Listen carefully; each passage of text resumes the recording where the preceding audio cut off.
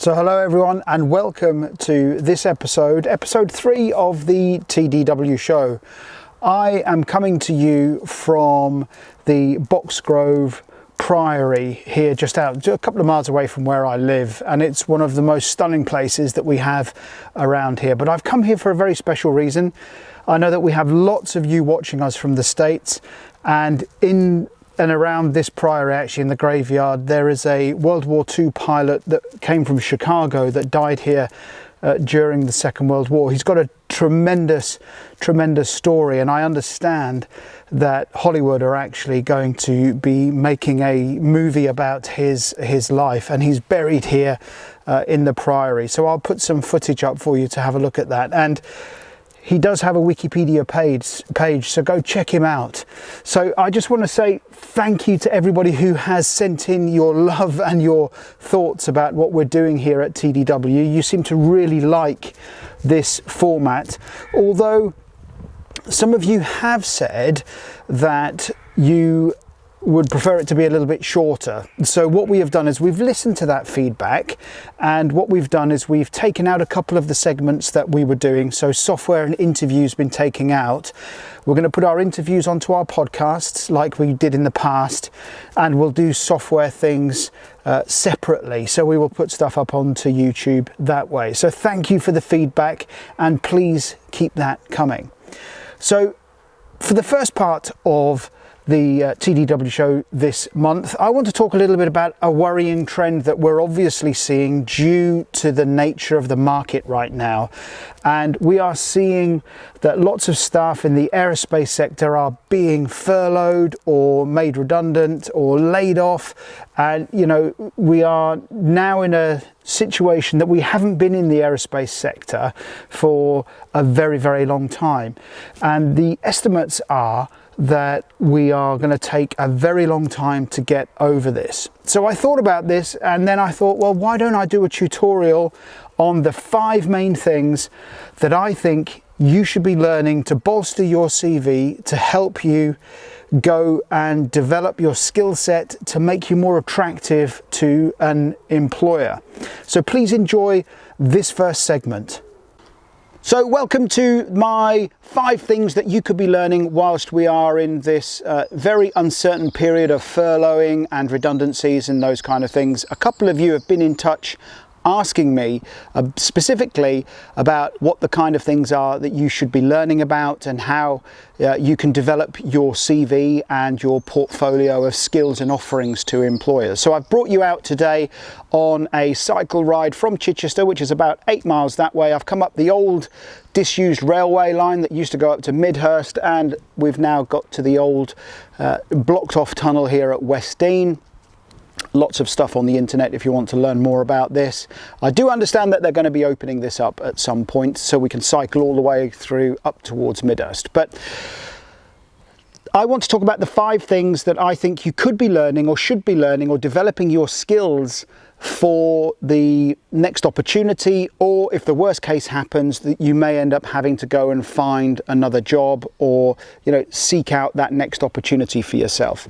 So in at number 5, so we're going to go 5 to 1. So number 5, go and learn a new piece of software. And I'll put a list of things up here that I think you could be learning, but simple stuff like Snagit or Mind Manager, where you can go and download trials of all of these pieces of software, and you can then start getting under the skin and seeing how you can really leverage the power of these tools in your technical documentation, in your processes, or indeed your production.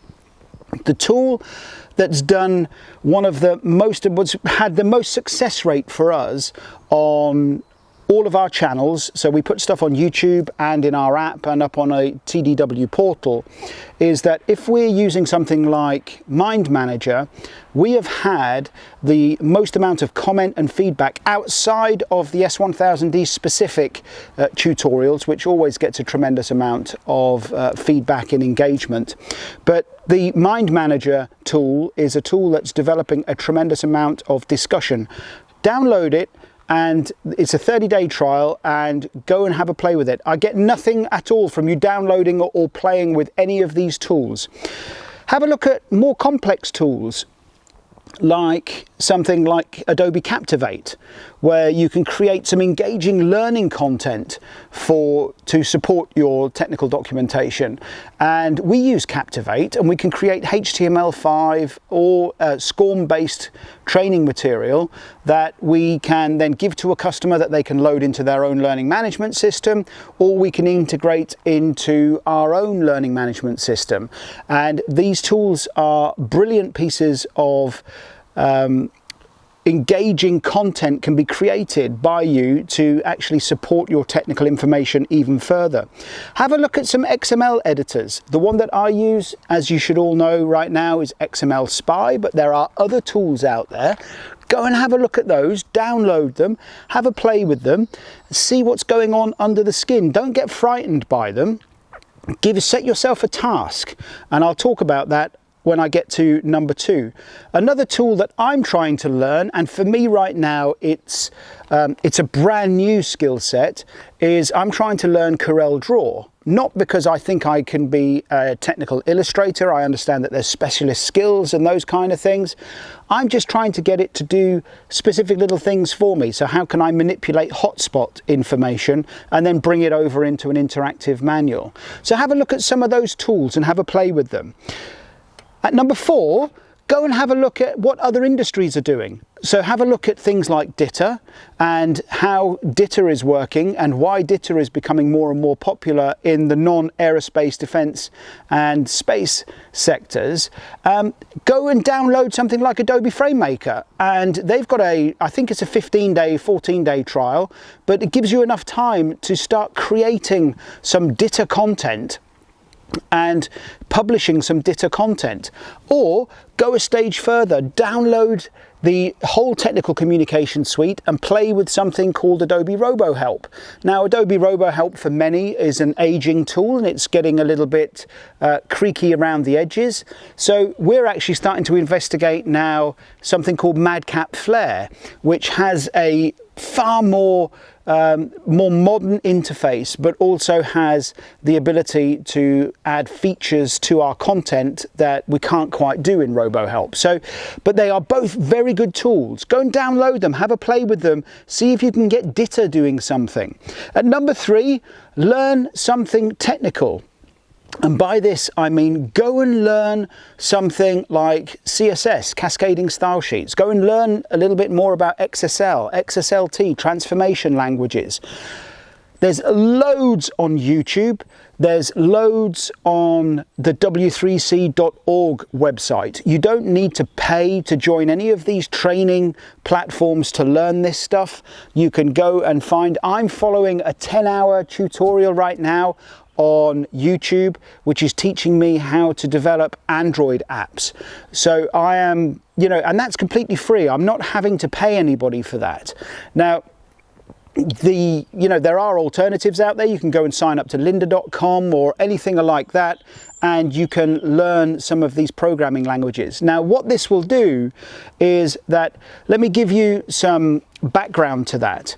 So when I first started out in technical communication, I very quickly started showing an interest in what's going on behind the technical information that we're producing.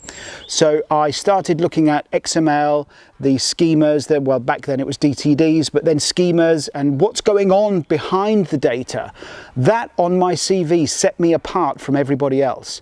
And I had a unique set of skills that if we say normal technical author didn't have. So right now I'm learning JavaScript so I can get JavaScript doing some specialist things that I want to develop for this particular market. Otherwise, go and build a website. I know a couple of you have asked me for some advice around building websites. There's loads of great tools out there, free and paid, that you can develop a website. Now, not only does that then give you an opportunity to set up your own portfolio that you can point people to, you can also learn what's going on behind it with the HTML, with the CSS, with any scripting that might be going on. And, One thing that I'm learning right now, it's a little bit more complex, is I'm learning how to develop mobile apps. And, you know, I'm not a computer programmer by heart, so I'm having to use tools out there that make life a little bit easier for me. More tutorials coming your way on that.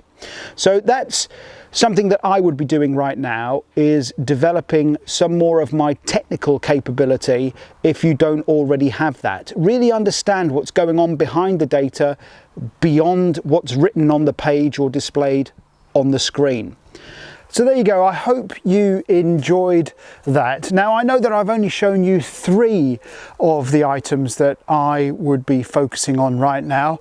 To watch the full video of that, please head over to our website, create yourself an account, and you can access the full presentation, enjoy some of the South Downs with me as I went around on my bike, and you can also access the S1000D practitioners recordings that are up there, as well as a raft of other material. Now, in the next segment, we're going to move on to Ciaran Dodd, and Ciaran's going to continue her journey of the A to Z of STE. Now, Ciaran is working on some very exciting projects that we hope that we are going to be able to announce in the next episode. So please do stay tuned, like and subscribe. But for now, let's hand over to Ciaran. Hi, and welcome to this month's episode of the A to Z of STE. My name's Ciaran Dodd of Ciaran Dodd Training. I specialise in writing skills, and I've been delivering training in STE since 2002. For those of you new to STE, STE stands for ASD STE 100 Simplified Technical English, and it's a specification for producing technical documents in a controlled language. If you're new to STE, then I talked more about where it came from in the first episode of the A to Z in the TDW show, episode 1. So if you'd like more information, do feel free to go back and look at that one to get some background. Today, as I say, I'm going to focus on X, Y, and Z.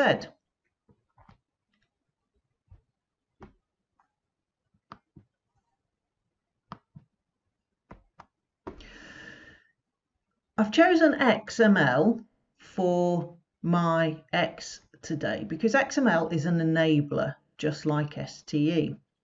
I first came to XML in the context of structured authoring, the idea that you separate the content from the formatting.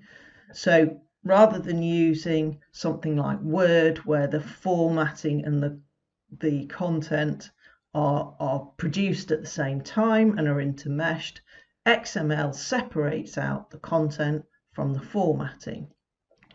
The common phrase that I first learned was write once, use many times. By structuring your content and tagging it within XML, you've got the potential to produce it in lots of different ways. And I listed some of these examples when I talked about versatility of STE, because XML, like STE, is an enabler.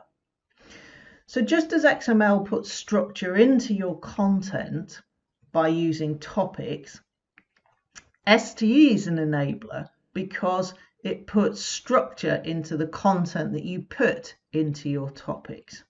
So that's one way in which XML is similar to STE. They're both enablers because they drive focus in the content that you're writing, both in the structuring of it and in the actual writing of it. Another way that XML is an enabler and that's linked with STE is that XML, by structuring and tagging our content, we then are able to use it in lots of different and important ways. And so it's made the separation between technical publications, for example, and training much less, because we should be using the same data that people see in a procedure as a maintainer, as well as what people are learning in their training, for example. And XML gives us that capability. but there's so much more it can do. And these were just some of the ideas that I took away from last November's TDW Live. So, for example, if you are using data capture from sensors that are on your equipment, you can then apply all of that data, analyze it, and use it to inform the design of new components or improved versions of existing components, for example. Another way in which it can improve your technical documentations is that by applying applicability statements to particular platforms and particular types of a platform or versions or slight variations, the maintainer can find the exact information they need for the platform that's in front of them by filtering on applicability statements that have been applied within the XML. Sharing data between projects. If you have lots of different suppliers in a complex military project, for example, for a new platform, using XML enables the different companies to talk to each other at a data level. XML is enabling new technologies like augmented reality, and Mike, I know, has just in the last few months produced a tutorial on augmented reality, which is breaking down the complexities of this new technology and showing you how we can use it within tech docs, and it's well worth a look. And another one which I picked on here, which is relevant to the next slide, is that if you have got all of your data properly tagged and properly structured, you can start to then use it in innovative ways, such as using the common source database as a logistics database to answer questions about parts or tools, consumables or faults. And this leads me on to the other way in which XML and STE are enablers. This is a view of the ASD website, which shows the S series of specifications designed to harmonize how we approach integrated logistics support. And what strikes me here is that S1000D, of course, is here because that's the way of managing tech pubs with a common source database, which, as I previously said, underpins your ability to manage your platform in lots of innovative ways throughout its life.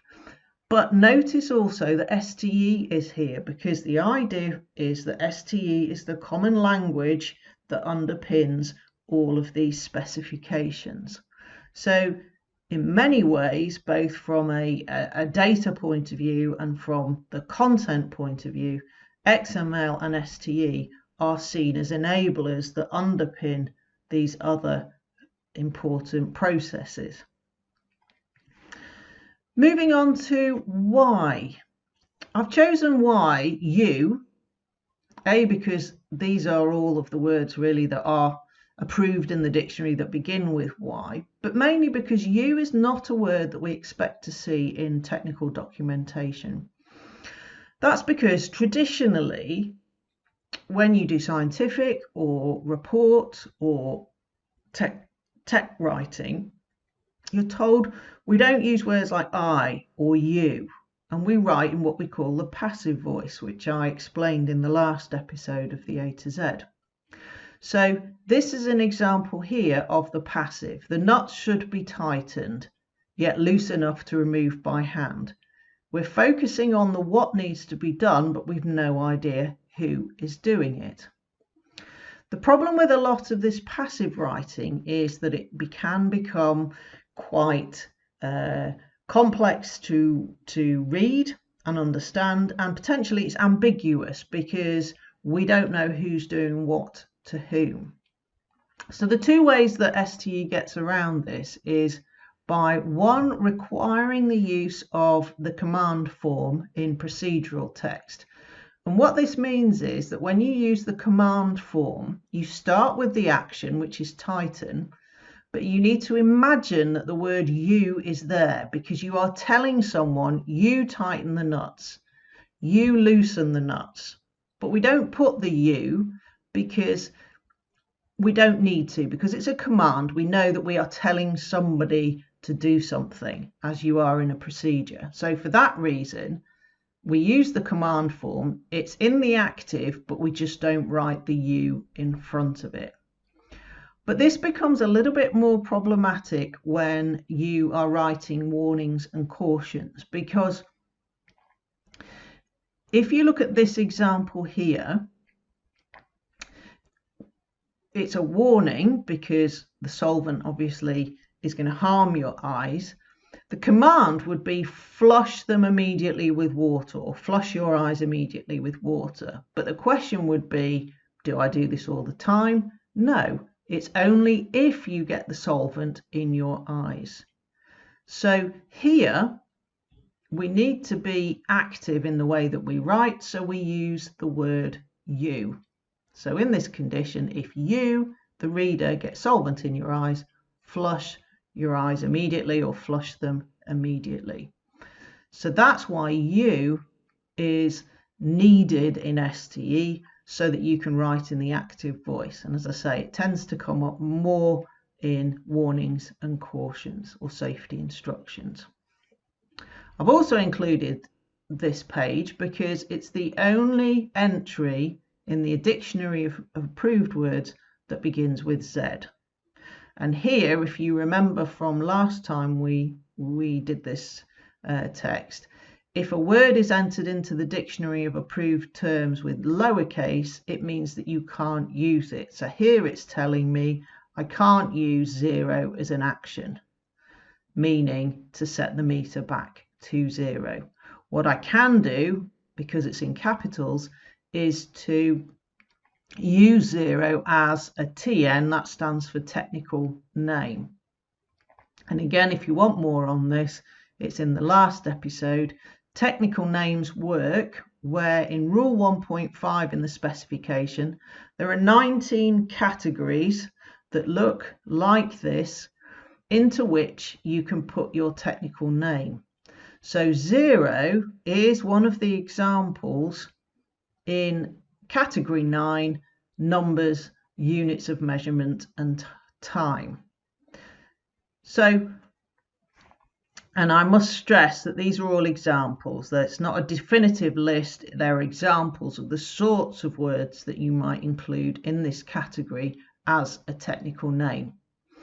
It then occurred to me that if there was only one entry in Z, when I think of Z, I think of zebras. So then it occurred to me, if I was a zookeeper in a zoo and I looked after zebras, could I write safety instructions in STE? Because zoo and zebra, funnily enough, are not in the dictionary of approved terms. So first of all, I considered zoo, and I think zoo would be permitted in category 5 because it's the name of a facility or an infrastructure. But then I looked at zebra. Now there's another category later on in the 19 that deals with names of persons, but not animals. There's a category that is names of common items. So I didn't think that was appropriate either. So in the end, I decided that it would be a scientific term because it's the name of an animal. So even if I want to stretch STE beyond the bounds of aerospace and defence, it's possible to do that because, as I said in the last episode, it is a versatile specification if you know how the rules and the dictionary of approved terms work together. So that brings us to the end of this month's A to Z of STE.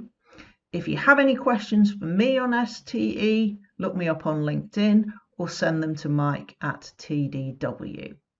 Thanks for listening, and I look forward to seeing you on the next A to Z of STE. So thank you, Ciaran, for that. I know that you're enjoying putting the series together, even though you are having the occasional technical challenge. In the last segment here, I want to focus on a question that actually came into me here a couple of weeks ago. Somebody brand new to S1000D is being asked to produce an S1000D DMRl. They didn't know why and what the S1000D DMRl is, so I had a little bit of fun putting the answer together. Thank you for this question. I know you were a little bit apologetic in your email, and you were, you thought you were asking an absolutely obvious question. And, to many of us, to be fair, it is a little bit obvious, but that's because we've been working with S1000D forever. So, it's a brand new concept to you, and you have been thrown this chalice of working with the S1000D specification, and your first task is you have been asked to define a DMRL for your product. Now, so the DMRL, the data management requirement list, or the data module requirements list, depending on what version of the spec or what definition you are familiar with using, is a core and fundamental piece to an S1000D project. So I'm going to talk about some of the high level things here that are your key takeaways. I know that I've sent you some information, and you have already sent me back some more questions, but there are some key things that the DMRL does that we need to be aware of. So let's go through some of those things here. And the DMRL is at the heart of our scoping of our project. So when we are first thrown this challenge of S1000D, very much like you have been, it gives us clarity on the information that we are going to be producing for our S1000D project. So it lists all of the modules that we are going to be producing, the data modules that we are going to be producing, as the name says. So, but we also have the ability in here to list any publication modules that we are going to be producing too. So it gives us that clarity, and it gives us direction, but most importantly, the DMRL gives us a basis of agreement. We can agree with our partners, we can agree with our suppliers, we can agree with our customers what's happening in terms of the content that we are going to be producing. Not how we're going to deliver it necessarily, whether that's going to be IETP or PDF or app or something along those lines, but hey, Mr. Customer, this is the information that you're going to get when you buy our piece of equipment from us, or we are going to deliver up to your platform. Do you agree? And in essence, what we need to do with that at that point, once we've got an agreement, is we need to make it a commercial agreement. And this is one of the areas where a lot of S1000D projects get it wrong, is that the DMRL is not defined, it's not agreed, and then it's kind of an open-ended scope creep disaster. And so customer will have a look at it, say, yeah, that looks great, and we all go, okay, that looks great. And then the customer comes back and says, oh, by the way, we didn't think about X, Y, and Z, can you add those to the DMRL? And all over a sudden we're starting to find ourselves in a scope creep situation. So what we need to do is we need to get that agreement with our partners, our suppliers, our customers, and we actually document it in some kind of commercial agreement. Therefore, if customer comes along and says, actually, we didn't think about ABC, we can say, well, actually, we've only planned for the DMRL at that state. If you now want us to move the DMRL to this state, it's going to cost you an extra X, Y, and Z. So it is, from those of us who are familiar with project management methodologies, it is a scoping document for all stakeholders to agree to and to sign off on. But it's vitally important that we spend time on our DMRL, and we have to consider lots of different things which we talk about on my training courses. But to give you some of the things that we discuss, we have to think about the depth of information that's going into our project, and therefore needs to be documented in our DMRL. what are the inputs to our DMRL that we need to be cognizant of. So are we reusing data from an external ILS system? Are we using data from existing technical manuals? That would have a material impact on the DMRL and the life cycle of the DMRL. And also, where are we going? I've mentioned publication modules, but where are we going with our data? How are we going to be delivering this? What kind of publication modules do we need? So we can list those in here too. So it's a real good project management tool, but we need to have all of the external factors that affect the organic growth of a DMRL considered up front. Now, it's also important to remember that on larger platforms, the DMRL is organic. It will grow, which makes it even more important why you have to have those commercial agreements in place, that you are going to sign off on a state of the DMRL, and then as and when it changes, you have the basis to then extend the project from a commercial perspective. So, but it's also a great management tool when it comes to our partners and suppliers, when it comes to actually managing them. So we can actually break down the DMRL into lots of smaller DMRLs and assign those to partners and to suppliers. So therefore that, it becomes, if we had a DMRL that had 150,000 data modules listed in it, we don't just give that to all of our partners and suppliers. We can break out the bits that are important to them, and they can then go off and do the bits that are focused on them. And then from a large manufacturing perspective, we can bring all of the content together into one large DMRL if that's how we want to manage it. So we can actually break it down into the complete or a partial DMRL. We can actually use that as a way for us to control the information flow to us. So, but what's really important with something like the DMRL is you need to focus on what's needed. And don't just go start throwing in there lots of content that it may never be used, may never be accessed, but especially if you've got a customer who's signing off on a DMRL that doesn't necessarily really know what they're signing off on. Focus on the must-haves, not the nice-to-haves. Now, I do know that in some parts of the aerospace supply chain, they do work with the DMRL at this is what the customer gets to see and this is what we're going to use internally. So they use it as an internal management tool. But do make sure that you focus on the must-haves and not the nice-to-haves. I have seen content be defined for production that is not necessarily needed for a project. And again, if you're dealing with an uneducated customer or ill-educated customer, they're just going to sign off on it anyway. So there are multiple methods that we can use to create the DMRL. And for your particular question, I've sent you my tutorial on how that I define the S1000D DMRL. And, there are lots of vendors out there that you can create the DMRL in their CSDBs. You can import from an LSAR. You can do lots of different things with different vendors. So if you are looking for a tool, I suggest that these are one of the fundamental questions that you ask them, is about how they work with something like the DMRL. But in essence, it was a really good question. And, sometimes it's easy for us to forget that there are people that are still starting their journey with S1000D. So essentially, it's a scoping document, it's a management tool, and it's a basis for commercial agreement and discussion. Good luck on your journey. And if you have any more questions, you know where I am. So there you have it. That's my answer to your DMRL question. I know I did send you some other material as well to help bolster your understanding and knowledge. If you have a question for me, please do get in touch and do send it to me. I love answering your questions. We've got a little bit of a backlog, but I'm more than happy to answer the questions as they come on into me.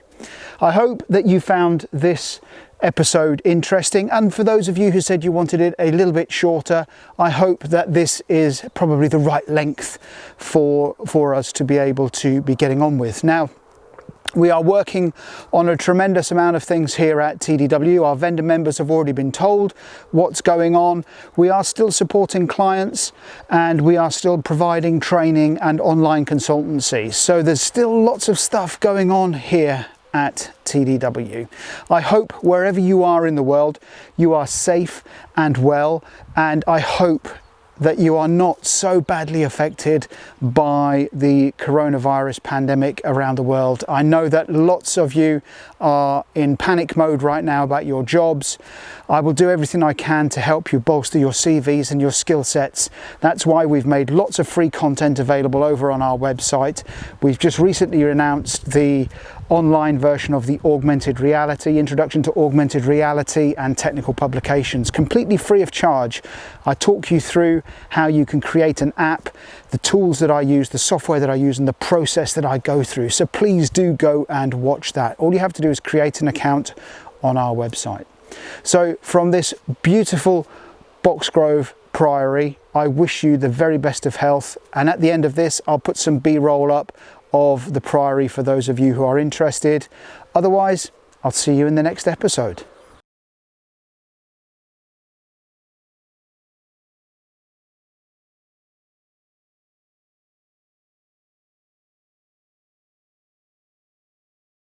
So I'm hoping this comes out okay because I left the microphone back in the TDW mobile.